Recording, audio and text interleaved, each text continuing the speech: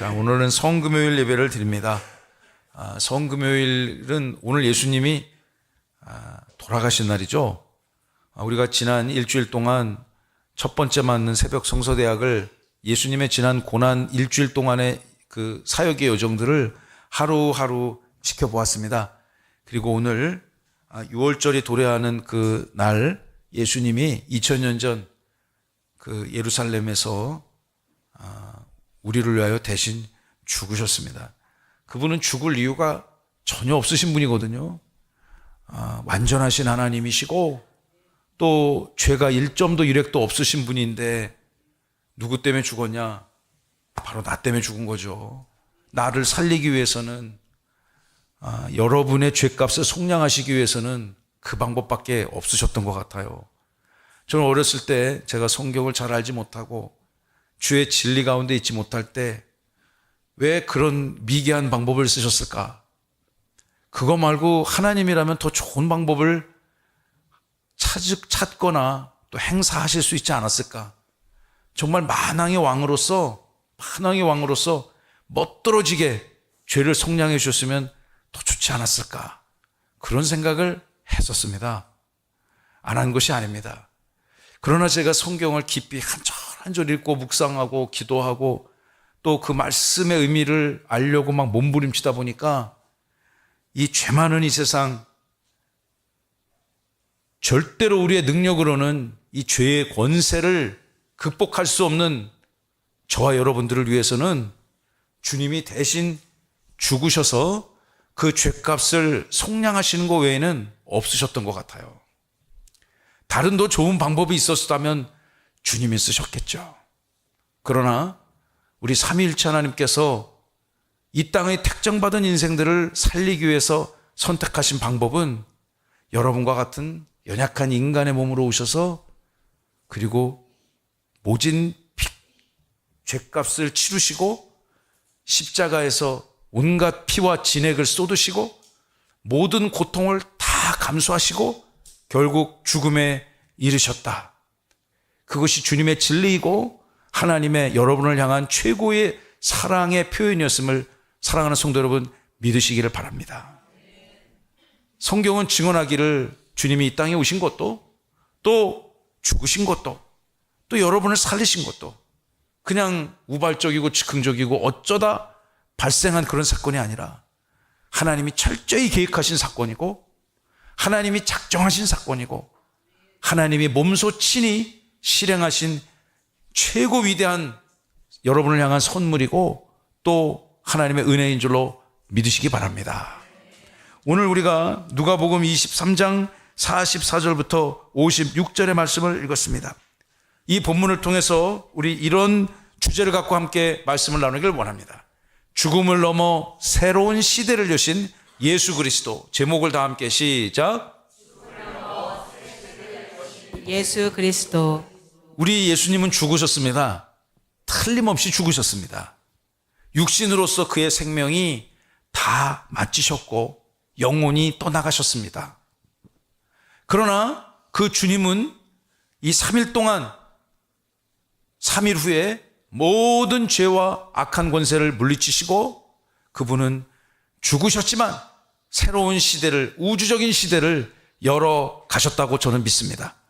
그것이 성경의 준엄한 선언이고 또 참된 진리임을 우리는 이 시간 믿음으로 고백해야 될 줄로 믿습니다. 여러분, 우리 44절부터 46절의 말씀을 통해서 그 예수님이 임종하시던 그 결정적인 순간에 예수님의 이 땅에서의 호흡이 멎어지는 그 결정적인 순간에 어떤 현상들이 나타났는지를 함께 살펴보기를 원합니다.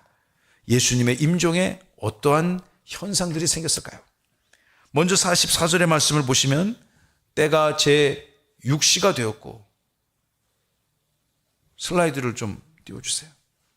때가 제6시가 되었고 해가 빛을 잃었고 온 땅에 어둠이 임하여 제9시까지 계속되었다고 말하고 있습니다. 예수님이 십자가에 못 박아 형이 집행됐던 시기는 오전 9시경으로 추정됩니다. 제6시는 몇 시일까요? 정오입니다. 정오. 정오. 그러니까 낮 12시. 그 낮 12시에 온 세상이 깜깜해졌다는 것입니다. 해가 빛을 잃었다는 얘기고 온 땅의 어둠이 짙게 드리워졌습니다. 깜깜한 그것이 일시적인 현상이 아니고 무려 3시간 동안 계속되었다라고 성경이 오늘 우리에게 알려주고 있습니다. 우리는 아침 해가 돋으면 하루의 날이 시작되었다라는 것이 우리의 날짜를 세는, 요일을 세는 그 시간의 변화를 헤아리는 방법이지 않습니까? 그러나 유대인들은 그렇지 않습니다. 어둠으로부터 빛이 시작되는 그 순간이 새로운 날이라고 생각했습니다. 하나님이 빛을 낮이라 부르시고 어둠을 밤이라 부르시고 저녁으로부터 시작돼서 새로운 날이 시작되었음을 창세기도 증언하고 있지 않습니까?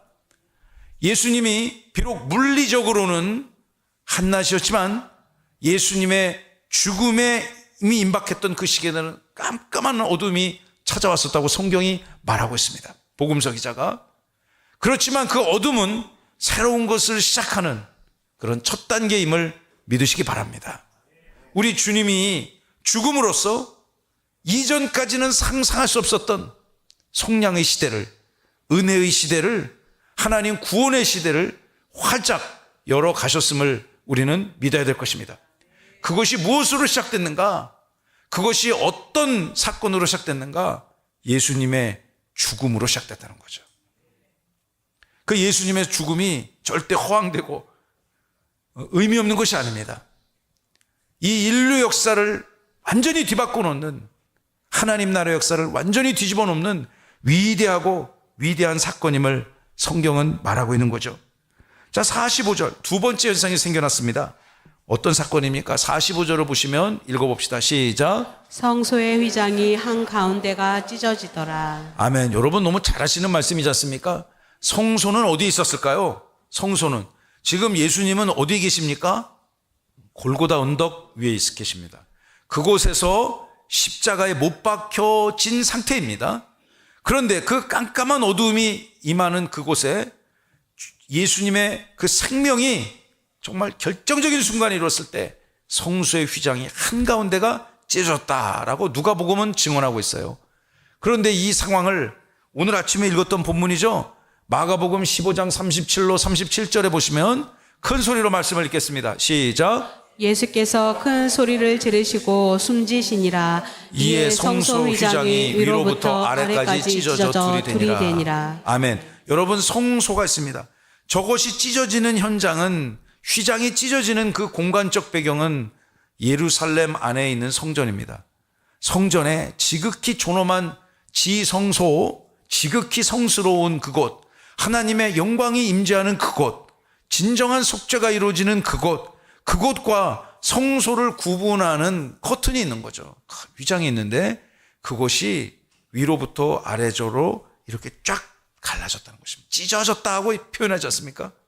찢어졌다. 사람이 찢었다면 마땅히 아래서부터 위로 찢었겠죠.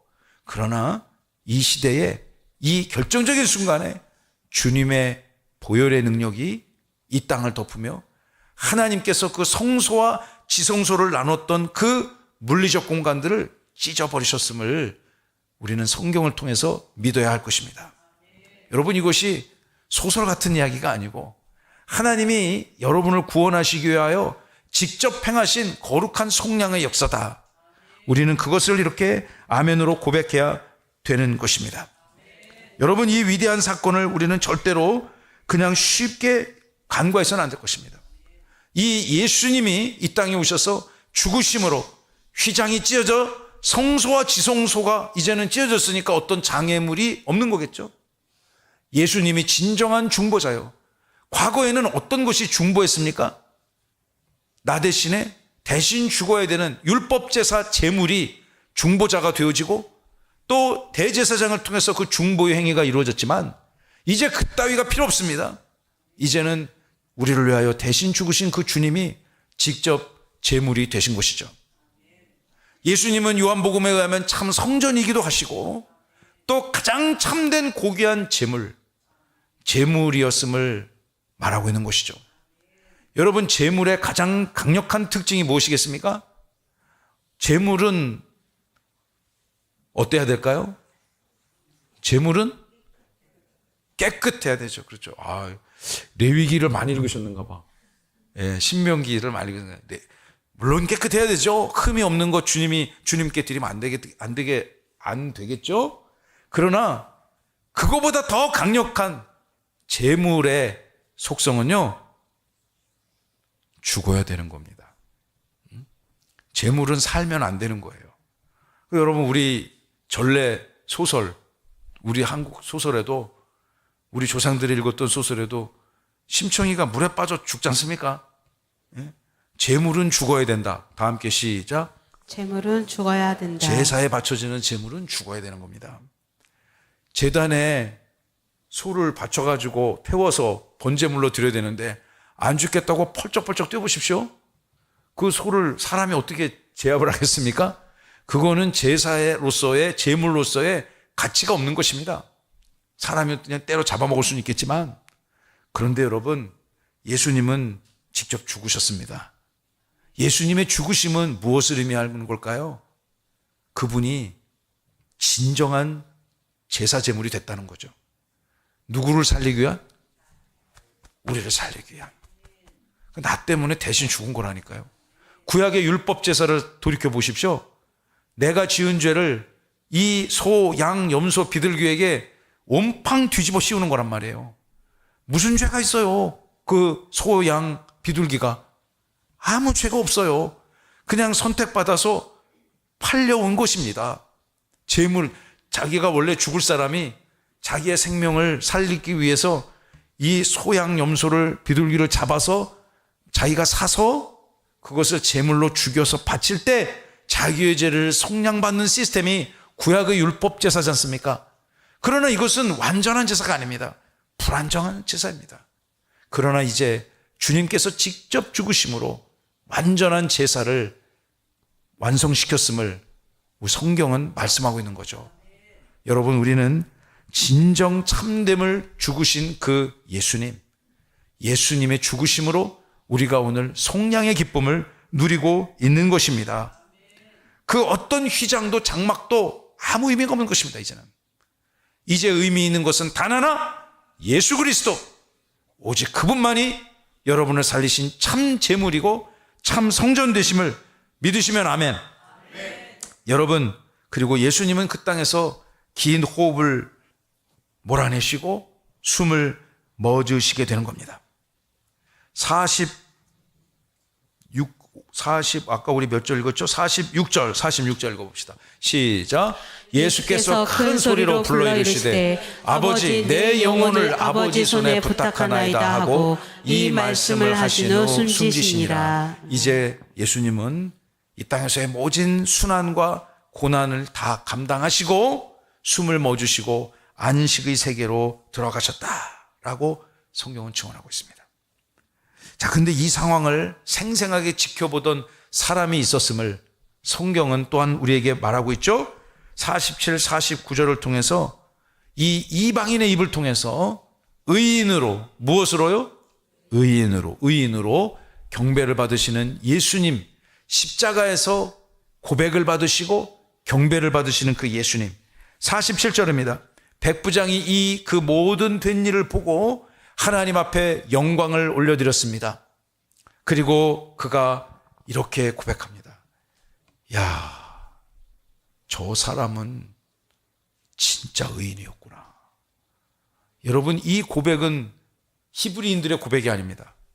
이스라엘 대제사장, 그렇게 성경 많이 안다고 잘난 척하고 정죄했던 바리새파 율법관들의 고백이 아닙니다.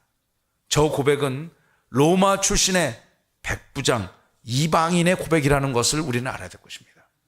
이미 성경은 복음서는 이 복음이 이방인을 향한 세계로 열려졌음을 예수님의 죽음의 순간에 생생히 우리에게 증언하고 있는 것이죠. 저 때만 해도 예수님, 사도 저 이후에 예수님이 부활하시고 승천하시고 성령을 받고 사도들이 교회를 가는 곳곳마다 세우고 또 성령의 역사를 느낌으로 믿는 자들의 무리의 숫자를 더해가는 그 시대에도 여러분 이방인들은 구원받지 못할 사람이라고 생각하지 않았습니까? 그러나 이미 예수님의 죽음의 그 결정적인 순간을 지켜본 어떤 이방인은, 이 이름이 기록되지 않은 이 이방인은 그는 의인이었다라고 고백합니다. 의인, 죄가 없다는 뜻입니다. 뭐 임꺽정이나 로빈훗, 홍길동 같은 사람을 의인으로 말하는 것이 아니고 죄가 일점도 없는 완전한 자, 하나님의 나라에 다시금 들어갈 수 있는 완전한 자. 여러분, 우리는 죄인이었지만 예수님이 죽음으로 인해서 완전한 의인으로 칭의 되어졌음을 믿으시기 바랍니다. 이것이 우리가 믿는 기독교 사상의 대전제입니다. 물론 우리의 인생이 부족하죠. 연약합니다. 우리 마음 맨날 시기, 질투, 갈등, 분노 그런 게 있어요. 그러나 우리의 영혼은 하나님의 나라에 여러분의 이름 두자 석자, 어떤 분은 네자도 있죠. 완전히 기록되었음을 저는 믿습니다. 믿으셔야 됩니다.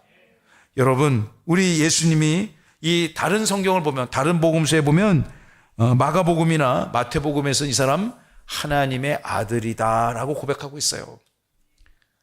누가복음은 한 정령 의인이었다라고 고백하고 있고요. 그리고 마가복음은 하나님의 아들이었다라고 고백하고 있습니다. 누가복음을 누가 썼죠? 누가가 썼습니다. 누가가 쓴 다른 책이 또 있지 않습니까?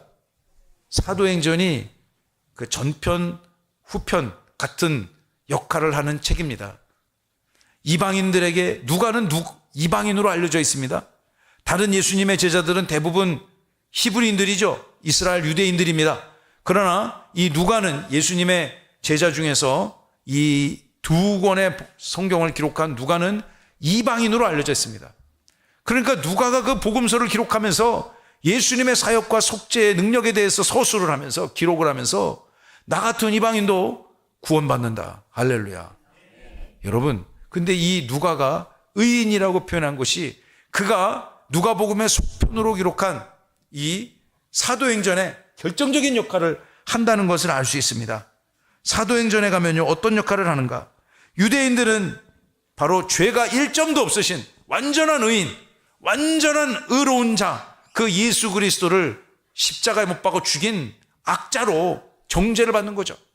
여러분, 죄가 많은 사람이, 죄가 일점도 없는 사람을 온팡 뒤집어 씌워가지고 십자가에 못 박혀 죽였으니 여러분, 그것이 어찌나 비난받을 일이지 않습니까?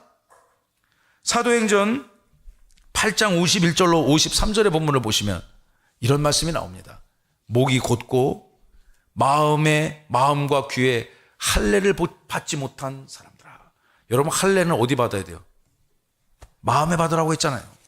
로마서에 보면. 그죠? 이제 우리는 영적인 할례를 받은 이로써 할례를 받지 못한 인생들아, 너희도 너희 조상과 같이 항상 성령을 거스르는도다. 여러분, 이스라엘 백성들의 조상들이 얼마나 하나님을 정죄하고 하나님이 세운 그 지도자들을 수없이 핍박하고 끌어내리고 반역하고 죽이려고 하지 않았습니까? 광야 생활을 거치면서. 지금 이 예수님은 십자가 못 박아 죽인 그 인생들도 똑같다라고 사도행전은 말씀하고 있는 거죠. 52절입니다.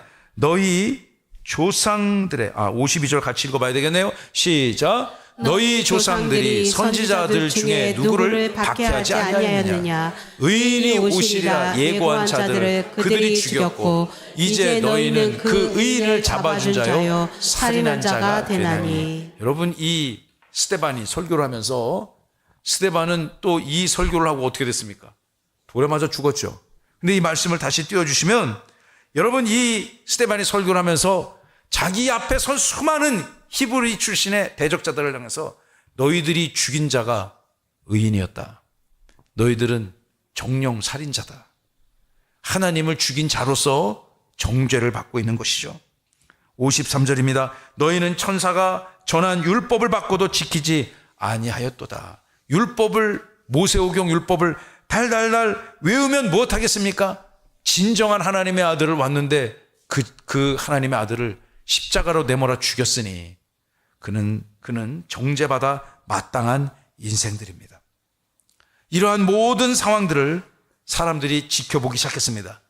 예수님이 십자가 못 박아 죽으시는 그 순간에 48절을 보시면 이를 구경하러 모인 무리도 그 된 일을 보고 다 가슴을 이제 인생들이 밀어내가지고요. 그때 상황은 깨닫지 못하지만 일이 다 벌어지고 난 다음에 자기가 뭘 잘못했는지 깨닫는 인생들이 있을 수 있지 않습니까? 얼마 전까지 몇 시간 전만 해도 십자가에 예수를 못 박아 죽여라고 아우성 쳤던 사람들이 자기들의 죄를 그제서야 가슴을 치며 깨닫기 시작했다는 거죠. 49절입니다. 예수를 아는 인생들과 갈릴리로부터 따라온 여자들도 다 멀리 서서 이 일을 지켜보게 됐습니다. 예수님이 죽으신 것, 그리고 낯선 이방인의 입으로 의인으로 하나님의 아들로 인정받는 그 모든 일들을 지켜보게 된 거죠. 사랑하는 우리 형제자매 여러분, 여러분들이야말로 이 시대의 살아계신 예수님, 죽으셨지만 다시 살아나신 예수님을 증언하는 참된 목격자, 증인의 삶을 살아야 될 줄로 믿습니다. 마지막 본문 세 번째를 통해서 사랑하는 성도 여러분, 여러분이 정말 이런 인생 살아야 되지 않겠습니까? 하나님 나라에서 의롭다고 인정받는 그런 귀하고 복된 인생을 누리시기를 바랍니다. 여기 이 예수님의 죽음에 또 죽었으니까 어떻게 치러야 되겠습니까? 무슨 일을 해야 될까요? 죽었으니까 장례를 치러야 되잖아요. 예수님의 장례에 관한 본문이 나옵니다. 근데 예수님이 죽으셨는데 보통 우리 며칠장 합니까? 우리 특별한 일 없으면 3일장을 치르잖아요. 그건 다른 나라도 문화가 비슷합니다. 이제 사람이 생명을 멎으면 그 수습을 해야 되지 않습니까?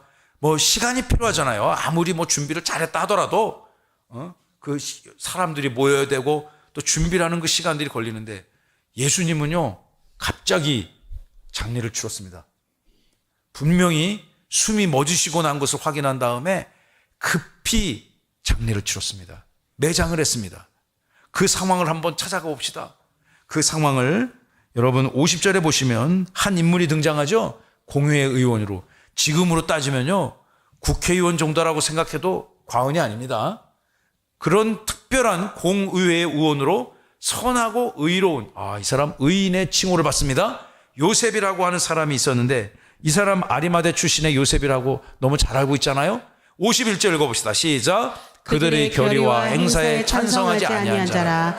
그는 유대인의 동네 아리마대 사람이요 하나님의 나라를 기다리는 자라. 하나님의 나라를 기다리는 자. 사랑하는 성도 여러분인 줄로 믿습니다. 여러분, 이 사람을 성경은 어떤 사람으로 소개하는가? 이 공의의 모든 사람들은 전부가 다 예수를 십자가에 못 박으라고 아우성치고 또 아주 그 결기에 차가지고 찬성표를 던졌던 사람들입니다. 그런데 이 사람, 대부분의 사람들, 자기 친구, 동료, 선후배, 어렸을 때부터 같이 공부했던 같은 그런 그 클래스메이트들 모두가 다 그의 스승조차도 여러분 다 예수를 십자가 못 박는데 뜻을 함께 했어요. 그런데 성경은 이 사람은 그렇지 않았다는 거잖아요. 이 사람은 이 공회의 강포한 의사결정에 동의한 사람이 아니었다. 51절 보시면 그들이 결의와 행사에 찬성하지 않았다. 반대했다는 사람이죠. 그리고 그 사람은 어떤 사람인가? 하나님의 나라를 기다리고 있었다는 거죠. 참된 메시아, 참된 메시아를 예수 그리스도로 알고 그를 기다렸던 인생이었다는 것이죠.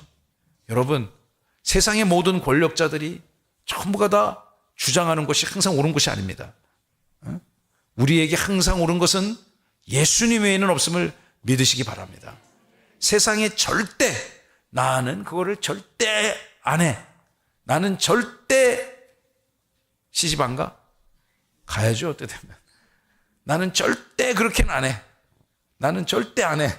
뭐 이렇게 얘기하는데 여러분, 세상에 절대는 없습니다. 절대적인 게 딱 하나가 있습니다. 무엇일까요? 예수께서 여러분 구원하신 것입니다. 예수는 하나님이시라는 것입니다. 그분이 다시 오신다는 것. 저는 성경 외에는 절대적인 게 하나도 없다고 생각해요. 항상 변할 수 있고 뒤집어질 수 있고 배신할 수 있고 상황이 역전될 수 있습니다.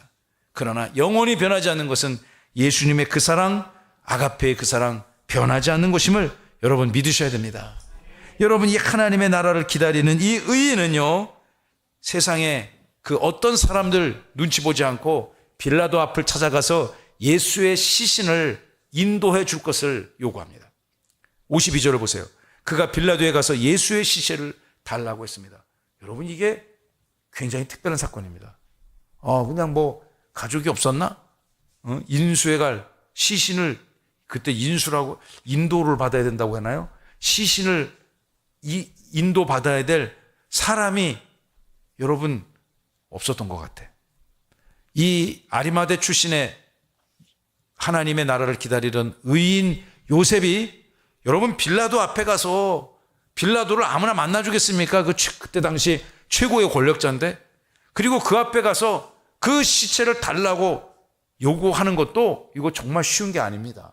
왜냐하면 아까 제가 띄워드린 바로 직전 슬라이드에 보면 민수기 9장과 19장에 보면 그 이유를 알 수 있습니다. 어떤 이유일까요? 민수기 9장과 19장에 보면 절대로 유월절이 다가오고 유월절이 임박해서 유월절 날에는 절대로 동물의 사체도 만지지 않을 뿐더러 특히 사람의 시체는 근처에도 가지 않는다. 그것이 유대인들이 전통적 수천 년 내려오는 그들이 최고의 가치이고 행위 규범이었습니다. 대부분의 유대인들이, 심지어 예수님의 가족들도 유대인이지 않습니까? 예수님의 제자들도 유대인입니다. 그러므로 아무나 그 예수님의 시체를 만지거나 수습해 간다는 것은 이 시대, 우리가 지금 이렇게 성경을 보면 뭐 그런가 보다, 착한 사람인가 보네 하는 거였지만, 여러분 우리 예수님이 돌아가셨던 그날에 장례를 치르기 위해서 빌라도에게 찾아갔던 이 요셉은요, 이게 보통 믿음이 아닙니다. 정말 요즘 말로 하면 어마무시한 신앙을 지금 표현하고 있는 것입니다. 모든 사람들이 지금 유월절이 다가오고 있단 말이에요. 유월절 준비일이고 이 1년에 한 번 있는 이스라엘의 최고 절기. 그때 여러분 이 이스라엘 백성들이 이 그 종교 권력자들이 갑자기 예수님을 막 의기투합해 가지고요, 막 처음에는 논쟁을 벌이지 않습니까? 그러다가 수요일에는 죽이기로 결심을 해요. 목요일 밤에는 체포해요. 체포해가지고 그 밤, 금요일이 지나는 그 밤 사이에 사형을 집행을 하지 않습니까? 사형을 언도를 하지 않습니까? 그리고 이 6월절이 다가오는, 그러니까 금요일이죠. 금요일 오전 9시에 일찍 사형을 집행하고 오후 3시경에 주님이 돌아가신 것입니다. 왜 그러셨을까요? 왜 이들이 이렇게 급히 졸속 재판을 해서 충분한 신문과 또 변론을 받을 수 있는 기회도 제공하지 않고 왜 이렇게 함부로 빨리 결정했을까요? 두 번째, 왜 유대인들은 당시 종교 권력자들은 자기들이 돌로 쳐 죽일 수 있었단 말이에요. 왜냐하면 복음서 곳곳에 예수님을 신성모독죄로 몰았습니다. 신성모독죄. 하나님의 신성을 모독한 죄는 무엇으로 다스려야 됩니까? 돌로 쳐 죽일 수 있단 말이에요. 지금도 사람을 반쯤 땅에 묻어버리고, 그러니까 몸의 절반이, 이 팔은 묶이고 몸의 하반신이 땅속에 묻혔다고 생각해 보세요. 꼼짝할 수 있어요, 없어요? 못하죠. 사람을 그렇게 묻어놓고 하얀 보자기를 씌운 다음에 돌로 던져서 죽이는 나라가 있어요. 지금도 현대사회에 있어요. 탈레반 같은데, IS, 이건 뭐 나라라고 보기도 어려운 깡패들이 이끄는 나라지만 지금도 그렇게 형을 집행하는 경우가 있었는데, 여러분 예수님 시대 때 율법주의자들은요, 신성모독자, 간음한 자 정말 돌로 쳐 죽이려고 하지 않습니까?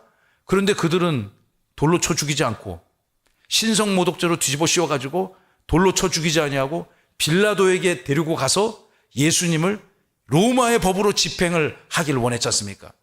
왜 그랬을까요?